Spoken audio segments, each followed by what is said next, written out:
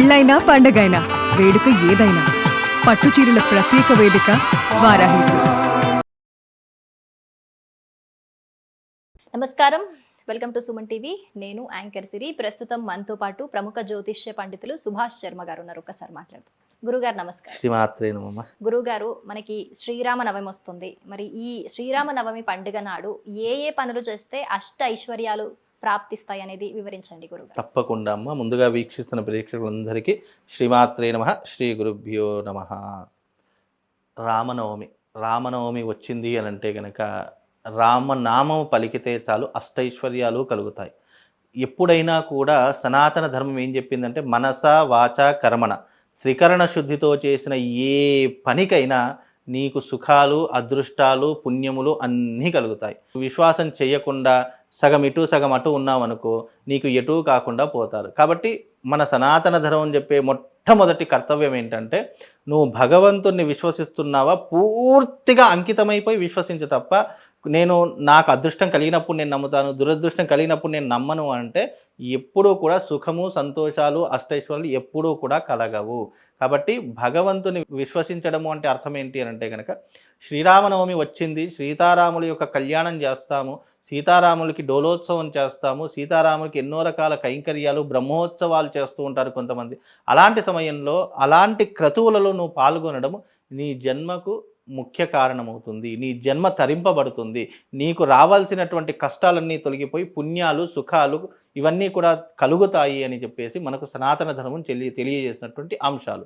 కాబట్టి ఎవరైతే శ్రీరామనవమి రోజున ఆ సీతారాముల యొక్క కళ్యాణంలో కానీ సేవలో కానీ, కళ్యాణము, సేవ, అలాగే శ్రవణము ఇవన్నీ కూడా మనిషికి ఉత్సాహాన్ని కలిగిస్తూ ఉంటాయి. మనిషి యొక్క జీవితాన్ని మార్చేటటువంటి అంశాలుగా దొరుకుతూ ఉంటాయి. కనుక ఈ సీతారాముల కళ్యాణం రోజున కళ్యాణంలో పాల్గొనాలి. రెండవ విషయం ఏమిటి అంటే రాముడి యొక్క చరిత్రను తెలుసుకోవాలి. ఎందుకంటే సీతారాముల యొక్క చరిత్ర తెలుసుకోకపోతే నువ్వు ఎందుకు ఆచరిస్తున్నావు అనేటటువంటి నీకు అర్థం కాదు. రాముడు ధర్మపరాయణుడు అని శాస్త్రము. రామో విగ్రవాన్ ధర్మ అని చెప్పి శాస్త్రము. అంటే ఇక్కడ ధర్మం అంటే రాముడు, రాముడు అంటే ధర్మము. రెండింటిని విడదీసి మనం ఎప్పుడూ కూడా చూడకూడదు. అలా చూసామా మనం అధర్మం వైపు నిలబడ్డట్టుగా ఉంటుంది. కాబట్టి రెండూ ఒకటే. రాముడు పుట్టుకతోనే ధర్మపరాయణుడు అని చెప్పడం జరిగింది. అందుకే రెండింటిని విడదీసి ఎవ్వరూ కూడా చెప్పలేరు. అలా ధర్మపరాయణుడైనటువంటి రాముణ్ణి సేవ చేసుకోవడానికి ఒక అదృష్టమైనటువంటి రోజు వచ్చింది. చైత్రమాసంలో వచ్చేటటువంటి చైత్రశుద్ధ నవమి అనేటటువంటిది శ్రీరాముడికి అంకితం చేయబడినటువంటిది.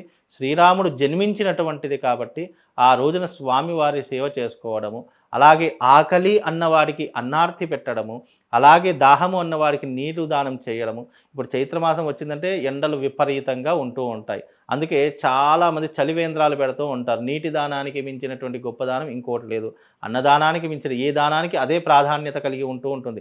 కాబట్టి ఈ శ్రీరామనవమి రోజున దాన ధర్మాలు చేయండి, మజ్జిగలు ఇవ్వండి. చాలామంది మీరు ఎక్కడైనా హైదరాబాద్లో చూస్తే మార్వాడి వాళ్ళు శ్రీరామనవమి వచ్చేందుకు అందరికీ మజ్జిగ ఇస్తూ ఉంటారు. బికాజ్ ఏంటి అంటే మనిషి పుణ్యాన్ని, అదృష్టాన్ని, మీరు అన్నట్టుగా ధనాన్ని సంపాదించాలంటే దానం చేస్తూ ఉండాలి. దానం చేస్తే సంపద ఆటోమేటిక్గా పెరుగుతుందండి. అంటే అర్హత కలిగినటువంటి వారికి దానం చేయాలి. అనర్హుడికి దానం చేస్తే మనం రోడ్డు పాలవుతాము. కనుక అర్హత కలిగినటువంటి వారికి దానం చేస్తే తప్పకుండా ఆ దానము యొక్క పుణ్య ఫలితం పెరిగి మనకు అష్టైశ్వర్యాలు, సుఖ సంపత్తులు, భోగభాగ్యాలు కలుగుతాయి. అలాగే ఈ శ్రీరామనవమి రోజున ప్రతి ఒక్కరూ కూడా శ్రీరామ రామ రామేతి రమే రామే మనోరమే సహస్రనామ తత్తుల్యం రామనామ వరాననే అనేటటువంటి శ్లోకాన్ని చదువుకోండి. తద్వారా ఏమవుతుంది అని అంటే కనుక మనలో ఉన్నటువంటి పాపాలు పోయి మనకు పుణ్యాలు దరిచేరుతాయి. అందుకే మీరు రామ అనే శబ్దాన్ని పలికితే రా అంటే నోరు తెరుచుకుంటుంది, మా అంటే మూసుకుంటుంది.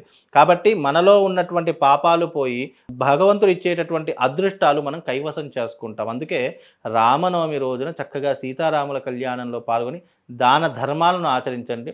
అలాగే రాముడి యొక్క వైభవం తెలుసుకోండి. ఎందుకంటే రాముడి యొక్క గొప్పతనం ఏంటంటే అన్నదమ్ములు ఎలా ఉండాలో చెప్పినటువంటి ఆదర్శమూర్తి రాముడు. ఒక భార్యాభర్తలు ఎలా ఉండాలి అని చెప్పినటువంటి వాడు, ఆదర్శంగా తీసుకునేటటువంటి వాడు రాముడు. తండ్రి మాట ఎంత గొప్పదో చెప్పినటువంటి వాడు శ్రీరాముడు. అలాగే భార్య తన వెంట పెట్టుకొని వెళితే ఎక్కడ కష్టాలు అవుతుందో అని చెప్పేసి కూడా రాముడు వద్దన్నా సరే మీ కష్టమే నా కష్టము, మీ సంతోషమే నా సంతోషం అని చెప్పి రాముడి చేయి వదలకుండా వెళ్ళారు. అది దాంపత్యము. ఇలా ఒకటి కాదు, రెండు కాదు. భక్తికి పరాకాష్ట ఆంజనేయుడు. అంటే ఒక వ్యక్తిని నమ్మితే ఆ వ్యక్తి ఏది చెప్తే అది ఎలా ఉంటుంది? రామభక్తికి పరాకాష్ట ఎవరంటే ఆంజనేయుడు. కాబట్టి అలా భక్తి, ఇట్లా కుటుంబ వ్యవహారాలు, అలా అన్నదమ్ముల యొక్క వ్యవహారాలు, తండ్రి మాటలు, ఇవన్నిటికీ కూడా కట్టుబడినటువంటి వాడు శ్రీరాముడు. అంత గొప్పనైనటువంటి వాడిని ఆదర్శంగా తీసుకోవాలి, ఆయన విలువలు పాటించాలి.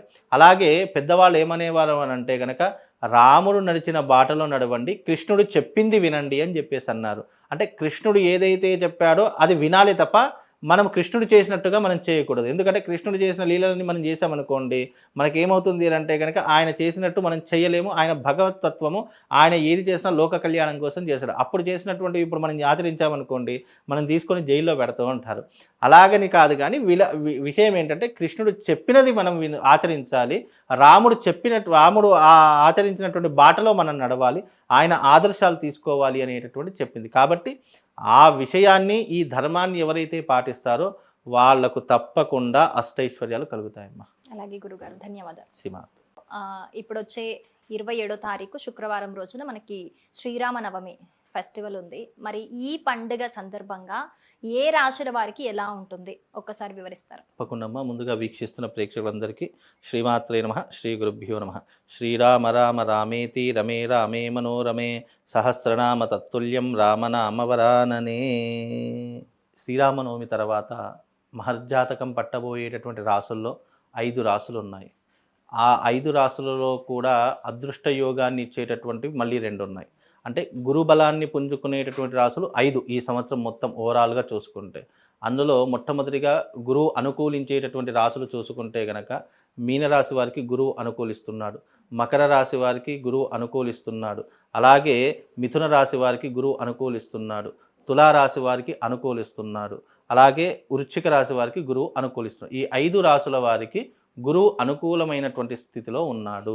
ఈ 5 రాసుల వారికి ఈ యొక్క శ్రీరామనవమి తర్వాత మహర్జాతకము అదృష్ట యోగముతో పాటు జీవితంలో కలిసి వచ్చేటటువంటి యోగాలు కూడా, అంటే ధనపరంగా ఆర్థిక పరంగా మాత్రమే చెప్తున్నాను. ఎందుకంటే గురువు అనుకూలించినప్పుడు ఆర్థికపరమైనటువంటి భారాన్ని తగ్గించేటటువంటి అవకాశాన్ని ఇస్తూ ఉంటాడు. అలాగే మనుషులకు అదృష్ట యోగాన్ని కలిగిస్తూ ఉంటాడు.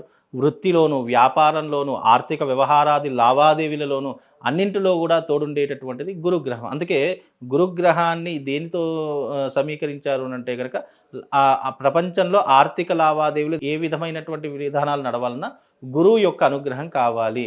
గురువు యొక్క అనుగ్రహం ఉంటే ఇల్లు కొంటాము, వ్యాపార స్థలాన్ని పెంచుకుంటాము, అలాగే వృత్తి వ్యాపారాలని డెవలప్మెంట్ చేసుకుంటాము. అలాగే గురువు అనుకూలంగా ఉంటే మనకు ఆర్థికపరమైనటువంటి లావాదేవీలో ఎలాంటి ఇబ్బందులు ఉండవు. ఇప్పుడున్నటువంటి మనుషులకు 199 సమస్యలు డబ్బుతోనే ముడిపడి ఉంటూ ఉంటాయి. కాబట్టి అలాంటి డబ్బుతో ముడిపడి ఉన్న ప్రతి ఒక్కరికి ఈ శ్రీరామనవమి తర్వాత ఈ 5 రాసుల వారికి అదృష్ట యోగము అని చెప్పుకోవచ్చు. కాకపోతే అందులో ఇంకా అదృష్టం కలిగేటటువంటి రాసుల్లో కనుక చూసుకుంటే మిథునము, మకరము, ఈ 2 రాసుల వారికి ఇంకా మహర్జాతకము అని చెప్పుకోవాలి. పట్టిందల్లా బంగారం అవుతుంది. అనుకున్న పనులు సకాలంలో పూర్తి చేసుకోగలుగుతారు. ఇన్ని రోజులు పెండింగ్లో ఉన్నటువంటి పనులన్నీ కూడా ఏవైనా ఉన్నా కూడా అవన్నీ కూడా పూర్తయిపోయేటటువంటి అవకాశాలు ఈ యొక్క శ్రీరామనవమి తర్వాత ఈ జాతకులకు ఏర్పడేటటువంటి సూచనలు కనిపిస్తున్నాయమ్మా. అలాగే మిగిలిన రాశుల వారు కూడా ఉన్నారు కదా, అంటే వీళ్ళకి అదృష్టం పడుతుంది, వాళ్ళు కూడా ఇంకా అంటే వాళ్ళకి కూడా కలిసి రావాలంటే ఏమైనా పరిహారాలు ఉన్నాయా? తప్పకుండా ఉంటాయి. పరిహారాలు అనేవి ప్రతి ఒక్క రాశుల వారికి ఉంటాయి. అయితే దీంట్లో 2 రకాలుగా చూసుకోవాలి. చాలామంది ఏమనుకుంటారు అని అంటే కనుక, గురువు గారు చెప్పినటువంటి రాసుల్లో నా రాసు ఉంది కానీ నాకు ఎలాంటి మంచి జరగట్లేదు అనే ఆలోచన కూడా చాలామందికి వస్తుంది. అయితే ఇక్కడ చాలామంది ఆలోచించవలసిన విషయం ఏంటంటే, జ్యోతిష్యము అనేటటువంటిది అనేక అంశాలతో కూడుకొని ఉన్నటువంటిది జ్యోతిష్యము. అందులోనూ ఇప్పుడు చెప్పినటువంటిది కేవలం గోచార ఫలితాలు ఒకలాగా ఉంటాయి, జన్మజాతక ఫలితాలు ఒకలా ఉంటాయి. జన్మజాతక ఫలితాలు అంటే ఏమిటి? ఒక మనిషి పుట్టినటువంటి సమయాన్ని, డేట్ ఆఫ్ బర్త్ని పట్టి చెప్పేటటువంటివి జన్మజాతక ఫలితాలు. అవి పర్టికులర్గా మనిషికి 100% వర్తించేటటువంటి. గోచార ఫలితాలు అంటే ఏంటి? ఈ సంవత్సరం నీకు గుడ్ పొజిషనా, బ్యాడ్ పొజిషనా, ఈ 2 మాత్రమే తెలుసుకోవచ్చు తప్ప ఇప్పుడు నీకు అదృష్టం కలిగే యోగం ఉంది అనుకున్నప్పుడు నువ్వు ఏం చేసినా కూడా అదృష్టం కలిసి వస్తుంది. నీ టైం బ్యాడ్గా నడిచినప్పుడు నువ్వు మంచి పని చేసినా, లేదా ఇతరులకు సహాయం చేసినా, లేదా నువ్వు ఏదైనా వ్యాపారం పెట్టినా అందులో మళ్ళీ నీకు నష్టమే కలిగేటటువంటి అవకాశము ఏర్పడుతుంది. అందుకే గోచార ఫలితాలు నువ్వు తెలుసుకోవాల్సింది 2 విషయాలు. ఈ సంవత్సరం నాకు బాగుందా లేదా బ్యాడ్గా ఉందా, ఈ రెండూ తెలుసుకుంటే చాలు. బ్యాడ్గా ఉన్నటువంటి అంటే ఈ సంవత్సరము మధ్యమ ఫలితాలు, అధమ ఫలితాలు ఉన్నటువంటివి కొన్ని రాసులు ఉన్నాయి. జాతకంలో గోచార ఫలితాలు 3 భాగాలుగా విభజిస్తారమ్మా. అంటే 3 భాగాలుగా డివైడ్ చేస్తారు. ఒకటి అదృష్ట శుభ ఫలితాలు, మధ్యమ ఫలితాలు, అధమ ఫలితాలు 3 రకాలుగా విభజిస్తూ ఉంటారు. ప్రతి సంవత్సరం 5 రాసుల వారికి శుభ ఫలితాలే ఉంటాయి. మిగతా 7 రాసులు ఏవైతే ఉన్నాయో ఆ 7 రాసులకి మధ్యమ ఫలితాలు, అధమ ఫలితాలు అనేటటువంటివి ఉన్నాయి. అధమ ఫలితాలు అంటే ఏంటి అంటే గురువు యొక్క అనుకూలత లేకపోవడం, గురువు యోగించకపోవడం, గురువు వీళ్ళకు అనుకూలించకపోవడంతో ఆర్థికపరమైనటువంటి ఇబ్బందులు అనుభవించడమే తప్ప అందులో పెద్ద చెప్పుకోదగ్గ కష్టాలు, నష్టాలు, బాధలు అంటూ ఏం లేవు. నేను ఇంతకుముందు చెప్పా, 99 కష్టాలు, బాధలు కూడా డబ్బుతోనే వస్తాయి. సుఖాలు డబ్బుతోనే వస్తాయి, కష్టాలు డబ్బుతోనే వస్తాయి. కాబట్టి గురువు అనుకూలిస్తే గనక మనం ఏం చేస్తాము అంటే ఇల్లు కొనుక్కోవడము, వ్యాపార స్థలాన్ని పెంచుకోవడం, మంచి ప్రాపర్టీస్, లగ్జరీ లైఫ్ను అనుభవించేటటువంటి యోగాలు గురువు ద్వారా కలుగుతాయి. అలాంటి గురువు మనకి యోగించినప్పుడు అవే మనకు రివర్స్ అవుతాయి. ప్రాపర్టీస్ అమ్ముకోవడము, ఉన్న ఆస్తుల్ని అమ్ముకోవడము, బంగారాన్ని తాకట్టు పెట్టడము, లేదు అని అంటే కనుక ఎంత పని చేసినా మనకు డెవలప్మెంట్ దొరకకపోవడము, లేదు అని అంటే కనుక మన పనికి, మనము చేస్తున్నటువంటి పనికి అర్హత దొరకకపోవడము, లేదా మనం ఎంత కష్టపడ్డా వృద్ధిలోకి రాకపోవడము, ఇవన్నీ కూడా గురువు యొక్క అనుగ్రహం లేకపోతే ఎక్కువగా జరుగుతూ ఉంటాయి. అందులో కుంభరాశి వారు ఉన్నారు, అలాగే ఈ యొక్క కుంభరాశి వారు ఉన్నారు, మేషరాశి వారు ఉన్నారు, వృషభ రాశి వారు ఉన్నారు, అలాగే వృశ్చిక రాశి వారు ఉన్నారు, అలాగే వీళ్ళకు చూసుకుంటే కనుక సింహరాశి వారు, కర్కాటక రాశి వారు. ఈ 7 రాశుల వారికి ఈ యొక్క సంవత్సరము ఈ శ్రీరామనవమి తర్వాత కూడా అధమ ఫలితాలు ఉన్నాయి. కాబట్టి వీళ్ళందరూ కూడా ఎవరైతే అధమ ఫలితాలు ఉన్నాయో వాళ్ళందరూ కూడా తప్పకుండా శ్రీరామనవమి కళ్యాణంలో పాల్గొనడము, అలాగే సేవ చేసుకోవడము, అలాగే వీలైనంత వరకు రాబోయేటటువంటి అక్షయ తృతీయ రోజున ఒక యాగం జరుగుతుంది. ధనాకర్షణ తంత్రయాగము అని జరుగుతుంది.